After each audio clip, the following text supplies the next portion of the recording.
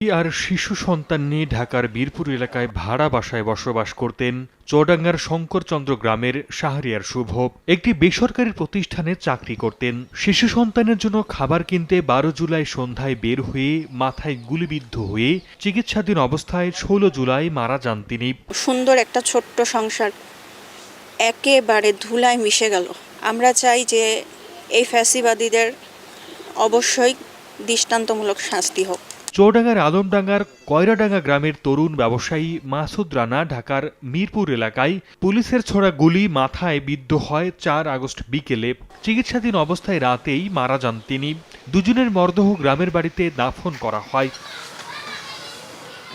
আন্দোলন চলাকালীন ঢাকাতে অনেকে গুলিবিদ্ধ হন। আহতের অনেকে এখনও চিকিৎসাধীন রয়েছেন।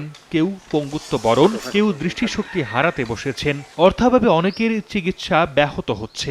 নিজের চোখে দেখা ৩টা লাশ শেষ জায়গায় ডেট গুলি লাগছিল।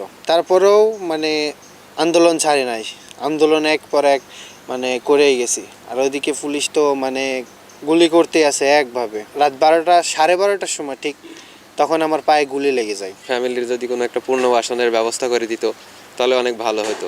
নিহতদের পরিবার ও আহতদের জন্য কাজ করে যাচ্ছে বলে জানায় বৈষম্য বিরোধী ছাত্র আন্দোলন। আর্থিক সহায়তা, তাদের খোঁজ খবর নেওয়া, এগুলো চলমান আছে। আশা করি তারা খুব দ্রুতই আমাদের মাঝে আবার আগের অবস্থানে পুরোপুরি না আসলেও আমাদের সাথে হয়তো কথা বলতে পারবে, চলাফেরা করতে পারবে। আমরা এই প্রত্যয় ব্যক্ত করছি। বৈষম্য বিরোধী ছাত্র আন্দোলনে চুয়াডাঙ্গায় ২ যুবক গুলিবিদ্ধ হয়ে মারা যান। ঢাকা ও চুয়াডাঙ্গায় আন্দোলনের সময় ৪২ জন আহত হয়েছেন। সময় সংবাদ, চুয়াডাঙ্গা।